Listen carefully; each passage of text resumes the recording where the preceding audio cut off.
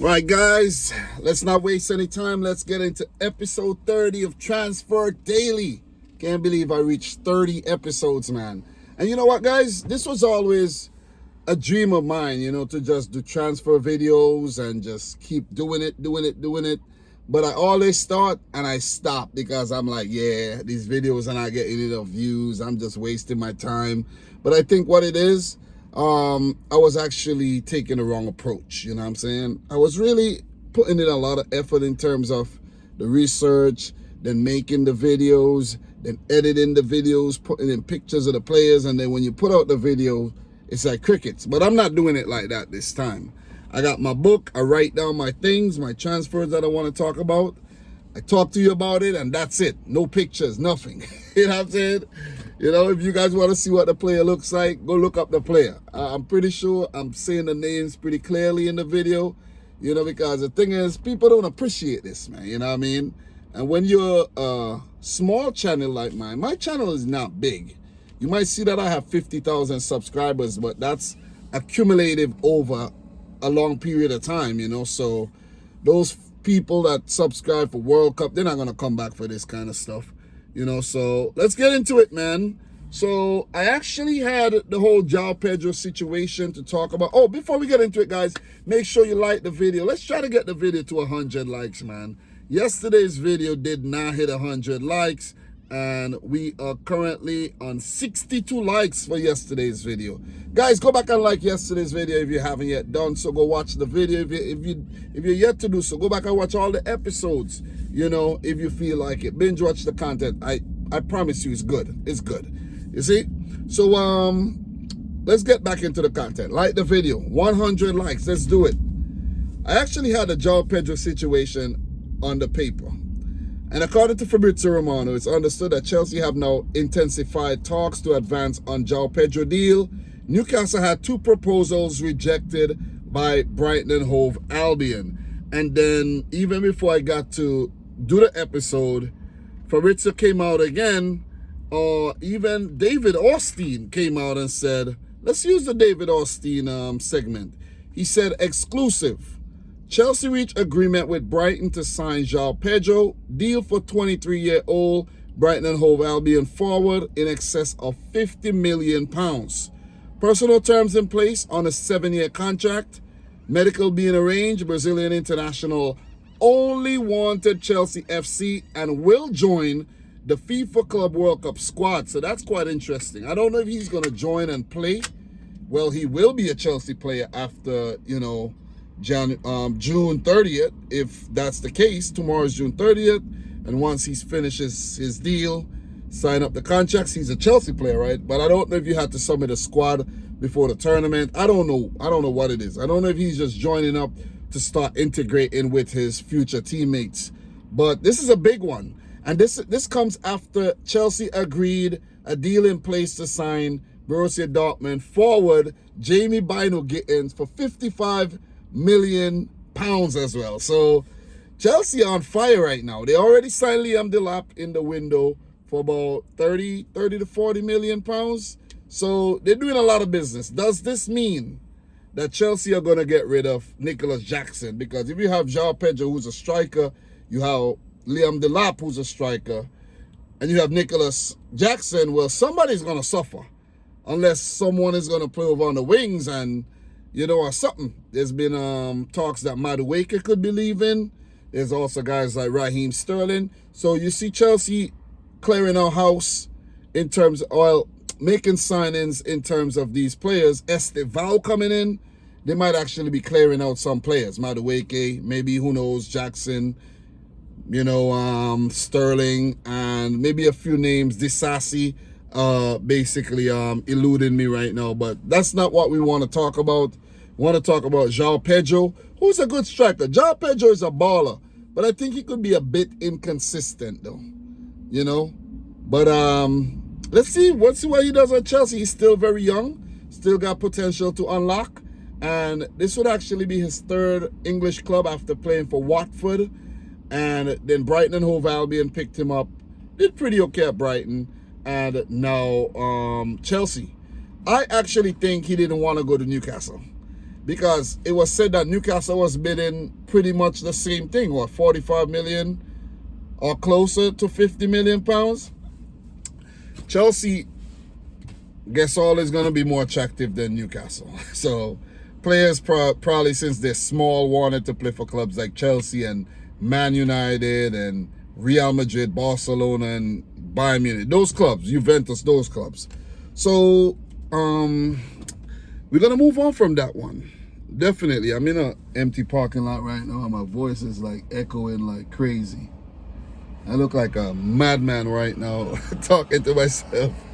You know, it's crazy, man. It's crazy. I look like a madman. So, anyways, let's keep it moving, man.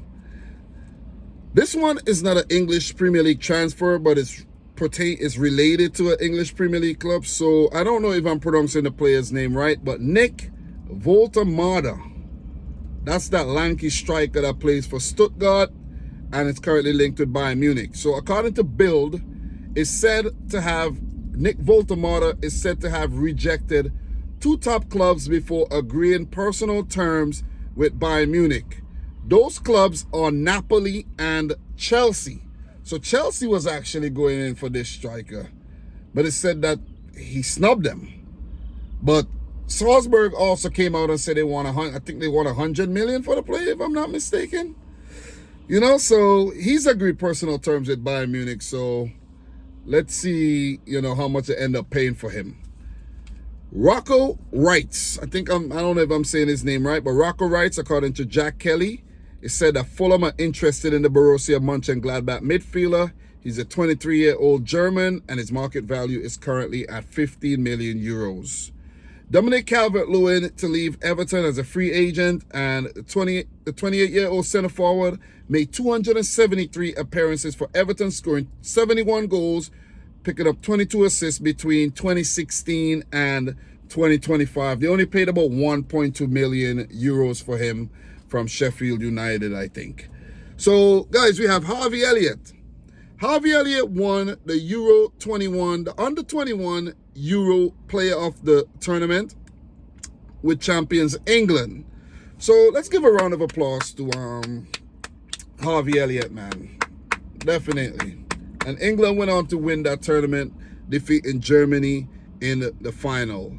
This could either strengthen his case for a bigger role at Liverpool Football Club or make him a more attractive, well, let me rephrase that. Make him more attractive for potential suitors as the player expressed his desire for more game time at Liverpool. So that performance, even though it's an under-21 performance, it still shows that the player has a lot of potential and shows what he's capable of doing. So, you know, we all know Harvey Elliott is a baller. So let's see if he's going to stay at Liverpool and get a more, you know, more game time, a bigger role, or let's see if he's going to move on to another club and, you know, potentially be a starter for that club if he could stay fit. So let's keep it moving. Let's talk a bit about Darwin Nuñez. Napoli remain active in talks to sign the striker. It's said that there's a significant gap in evaluation with Liverpool, but he's still a top target. So basically, Napoli has him on their, have him on their radar as a top target, but there's a gap between how much Liverpool want for the player, which I think is about 65 to 70 million euros, and what Napoli actually wants to pay for the player, which is probably like 40 to 45. So that's going to be a problem. So they're going to negotiate and see if they could, figure something out, maybe come down to 55, something like that, or do some type of deal that's favorable for both parties, because Liverpool want Darwin Nuñez out. He's not prolific enough, and right about now, he's actually probably more of a liability than an asset to the team. So Napoli are in advanced stages to sign Lorenzo Luca from Udinese. So if Napoli are signing an Italian striker from within the league for way cheaper, Does this mean that they're going to choose that option instead of splashing the cash on Darwin Nuñez? It's left to be seen, man. But let me say this. If Nuñez does not go to Napoli, best believe some of the team's going to come in for him. Even if it's on deadline day, some of the team's going to come in for him. Because let's say, for example, a team's looking for a striker and it's not working out. Like they're trying and the deal is not, deal is not working out. Everything is stalling.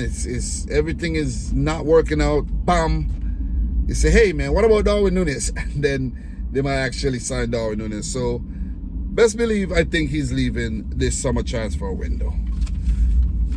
So let's talk a bit about Christian Mosquera. After a bid for 14 million euros was rejected by Valencia, Arsenal are hoping that an improved bid north of 20 million euros will secure the player having already agreed personal terms. So this is a young Spanish defender that Arsenal are interested in to play backup to the likes of Saliba and Gabriel Magalhaes, along with guys like Ben White and Timber and Calafiori and all. Arsenal got a lot of defenders. Maybe they're looking to offload a few like Zinchenko, Kieran Tierney have left the club already, and maybe a Tomiyasu. So they're looking to bulk up their defense and provide cover for the main guys and stabilize the club for the future as well. But for the life of me, why are Arsenal not signing a striker? You see what I'm saying? I think they need a striker. We know they need a striker. They've been playing without a striker, not Gabriel Jesus or let's say Kai Havertz, but they've been playing without a striker for the last couple seasons. And these dudes came second for 3 seasons in a row. So what is that telling you? What is that telling you? It's 3 seasons, right? It's so many seconds that I can't even remember. I think it's 3 seasons. I think it's 3 seasons in a row Arsenal came in second. 2022, second behind City. 2023-24, second behind City again. And last season, of course, second behind Liverpool. So you're going to keep coming in second, and you're not going to get the player that you actually want. It makes absolutely no sense. Even if they're going for a striker that, people like, oh, whoa, why are Arsenal going in for that guy? At least they're making an effort of signing a striker, right? Playing a player in a position that they're natural in. They're not doing that. It's baffling. It's really baffling. So Victor Gyokeres, man, let's talk a bit about him. According to Fabrizio Romano, Sporting President Varandos says this on Gyokeres. He says, I'm not going to say what the price is. The player knows what it is. I can tell you that Victor won't leave for 60 million euros plus 10 million in add-ons. He won't. He just won't. I'm lost. That's good money. I think that's good money for the player. So it's been said that Gyokeres was promised that he could leave for around that price. But I don't know what it is. I guess since he was hot on the radar of, teams like, reportedly Chelsea, United, Arsenal, that the sporting director of Sporting CP is getting greedy, the president is getting greedy, and he probably wants to squeeze a couple more millions out for Victor Gyokeres because, listen, instead of taking 65 or 60, if they hold out for 85, that's 25 million more that they can do a lot. They could do a lot with that money. So that's their thinking. But listen, man, if you're going to do good business, just do good business and stop playing around, man. So the player have since come out and said that he's going to go on strike. He's not going to play for Sporting anymore. And Sporting are in the market for a center forward, and they've already been scouting a few. God damn, why is he speeding across the parking lot like that? That's crazy. But yeah, so that's going on there with Victor Gyokeres. But haven't heard anything recently about Arsenal actually putting in some money for him. There were reports that Arsenal bid and the bid was rejected, and I don't know, man. Right now, I don't know what's going on with Gyokeres, but we're going to keep tabs on it as the story develops. But this saga is definitely, you know, it's a crazy one. There's not many of these things going on in this current transfer window, but this one is a crazy one. There's also like the Nico Williams going to Barcelona from Bilbao situation. That one is kind of weird, you know. So yeah, man, I don't know. But anyways, let's keep it moving, man. We got two more to talk about before we land the plane. So Reinildo Mandava, the 31-year-old Mozambique international, will join Sunderland on a 2-year deal from Atletico Madrid. His contract ends in 2 weeks, and he should be a free transfer to the newly promoted Sunderland. That's a good signing because Reinildo put in some really good years at Atletico Madrid. He's a left back. Pretty good player if you ask me. So what we're going to do, we're going to talk about Marc Guehi. And this story would be from Sammy Muckbell. So I saved this article on my homepage and I'm going to just read it out. And we're going to call it for this episode. The title of the episode, the article is Crystal Palace or Liverpool. You know what? I'm getting hot. Let's get some AC going on up in here. I'm getting hot right now. Yeah, I'm getting hot. Yeah. I'm hot, y'all. I'm hot. But anyways, let's start. Let's just land the plane. Crystal Palace or Liverpool? Inside Guehi's intriguing summer. This is on BBC. Palace signed Marc Guehi, then age 21, from Chelsea in 2021 for a reported £18 million. Pretty cheap. Pretty cheap for a player who came to the Chelsea Academy. Marc Guehi officially enters the final 12 months of his Crystal Palace contract on Tuesday, and interest is building. It's not often a player of his standing, an England international, enters such a zone of ambiguity. As you would imagine, there are a number of teams keen on taking advantage of the situation. But there is one club who appeared to be emerging as strong contenders for the centre-back. BBC Sport reported this month that Liverpool were among the teams interested in signing the 24-year-old. However, there are various factors that will prove crucial in whether Liverpool takes steps to formalize their interest. Here's what could make or break a deal that could become one of the most eye-catching of the summer transfer window. This is very important. This is very important, guys. If you haven't yet liked the video, make sure you do so. If you're already if you got all the way to this part of the video, if you're 18 minutes in, that means you're invested. Smash the thumbs up button. Would really appreciate that. Palace's valuation of the player who can leave for nothing next summer will be pivotal. If Liverpool don't view Guehi's price as reasonable, don't be surprised to see them park their interest for 12 months and look to strike a free transfer agreement. But what represents a reasonable price? For a clue, we should look back to last year when Palace rejected multiple offers from Newcastle, the last of which was worth £65 million. Common sense dictates the fee this summer will be lower given the looming contract expiry. But how much lower would it be? There is no official word on what Crystal Palace would be prepared to accept for their skipper. They've got to balance it all against the prospect of having Guehi in the heart of their defense next season and helping them remain competitive in the Premier League. There have been indications, though, that the South London club may be willing to accept a deal worth between £40 and £45 million.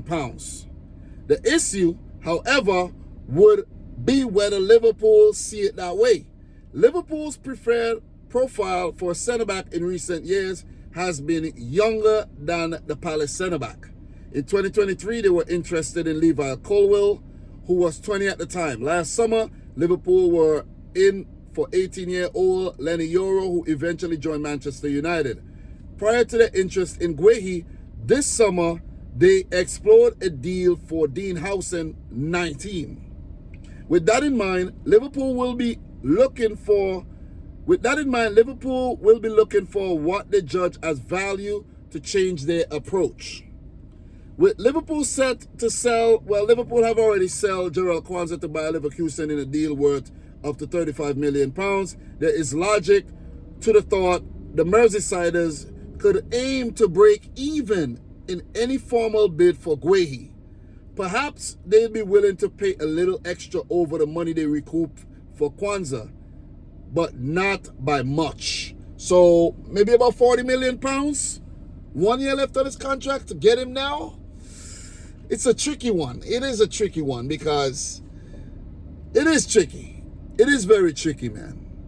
Because what if Liverpool are saying, listen, man, we got Gomez, we got Van Dijk, you got Konate, even though he might not renew his contract.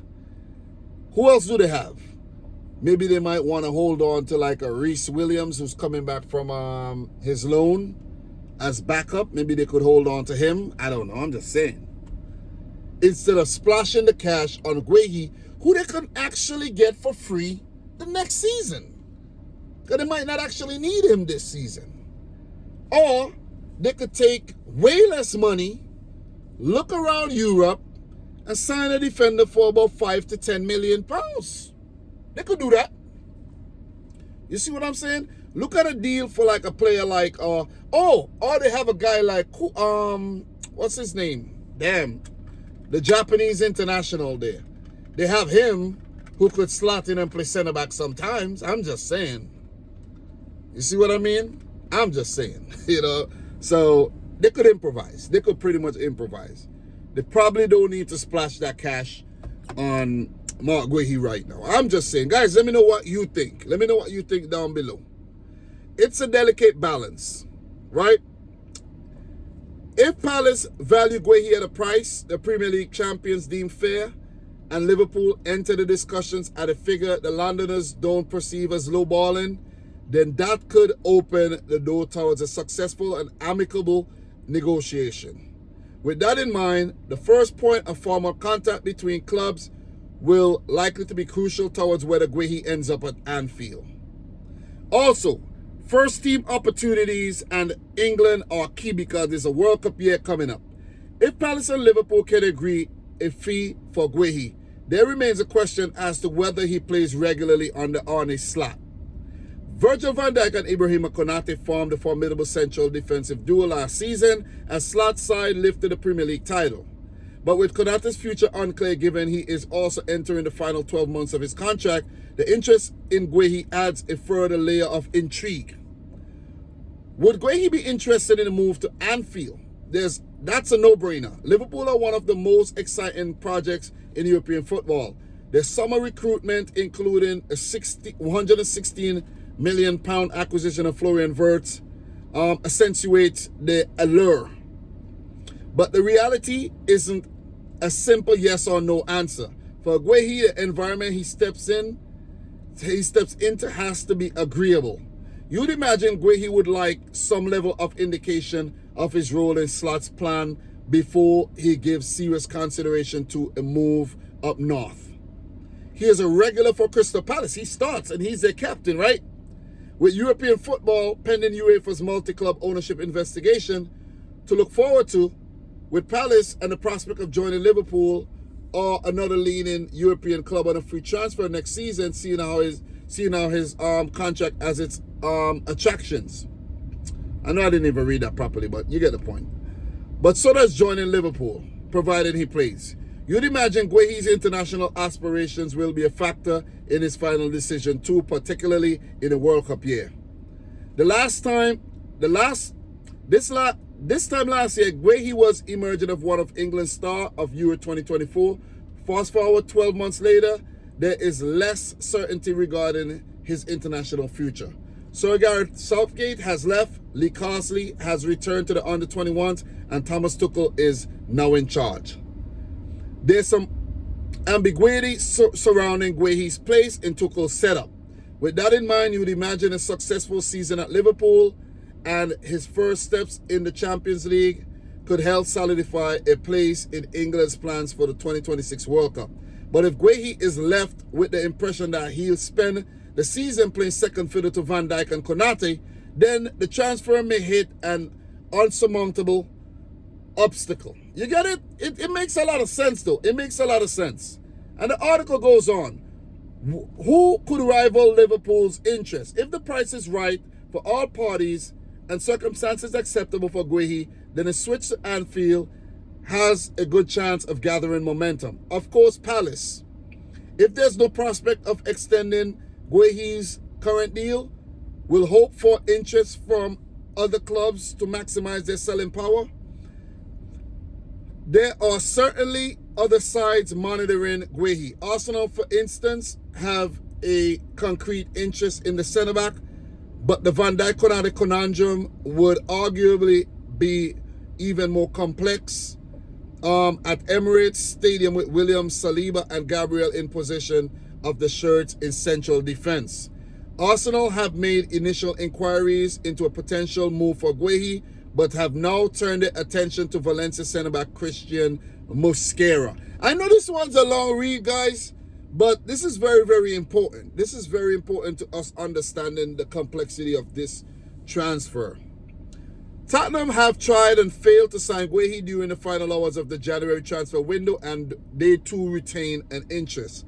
Chelsea, who have a 20% sell-on clause for Guehi's new transfer, also explore the possibility of luring their former academy player back to Stamford Bridge in the winter.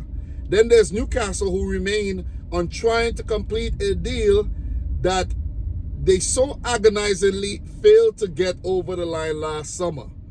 But when champions come knocking, it's hard to turn a blind eye. This year or next. Let's see what happened with Guehi. Guys, sorry if I didn't read that exactly perfectly, but I tried my best. Sometimes when reading these articles, the way people write might not too agree with the way I read. You see what I'm saying? Because sometimes people write funny and it's like, God damn, what the fuck are you trying to say? Just say it in a different way, man. But this one's definitely one to watch this summer, guys. And I know this episode went on a little longer than I wanted it to. But listen, it is what it is. It is what it is. A time is a time. I covered what I wanted to cover. Let me know your thoughts down below. We have landed the plane. Like the video if you haven't yet done. So subscribe if you're new. And until next time, peace out. Rich Squad. Guys, we talk soon, man. Talking episode 31. Keeping this thing moving.